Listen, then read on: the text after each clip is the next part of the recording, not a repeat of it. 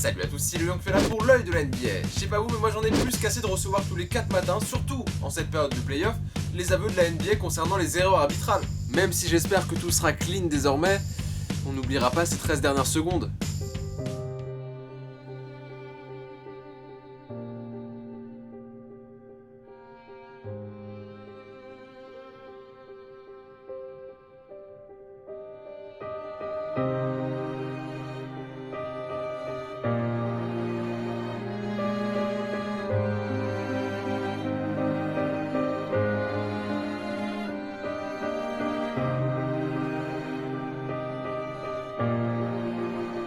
Tous ensemble, sauvons nos playoffs. Faites un don à la fondation des arbitres aveugles. Éliminés de ces playoffs, les Spurs profitent quand même du beau temps pour se faire un barbecue. Ils se posent avec vous pour découvrir les affiches de cette finale de conf. Allez, c'est parti.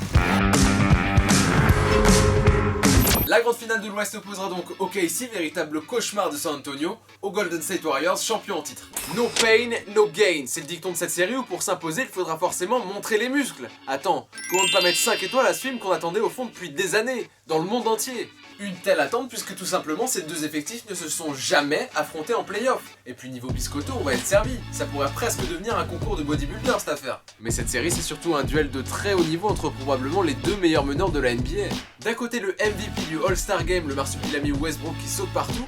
De l'autre le MVP de la saison régulière, le sniper Curry. Même si on se doute que ça sera très compliqué pour le choper, je donne quand même l'avantage au chasseur de marsupiaux. On pourrait très bien en trouver les finals au bout de 7 matchs. Finalement à l'Est on respecte la hiérarchie de la saison régulière, Cleveland premier affronte le deuxième, Toronto. Bon on va pas se mentir, à la base LeBron James s'y rêvait d'aller voir Civil War au ciné. Mais si vous savez ce blockbuster dont tout le monde parlait, où au final D-Wade il a été recalé au casting. Du coup LeBron se contentera de Everest, un film où Cleveland semble être un sommet bien trop haut à atteindre pour ses apprentis alpinistes, ses Raptors.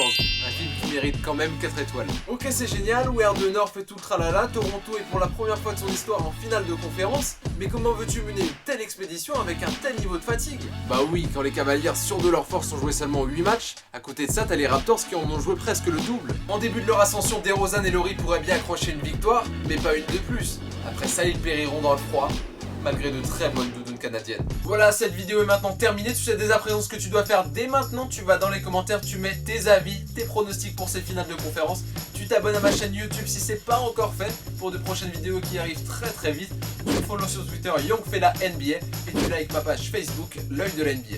Allez, ciao!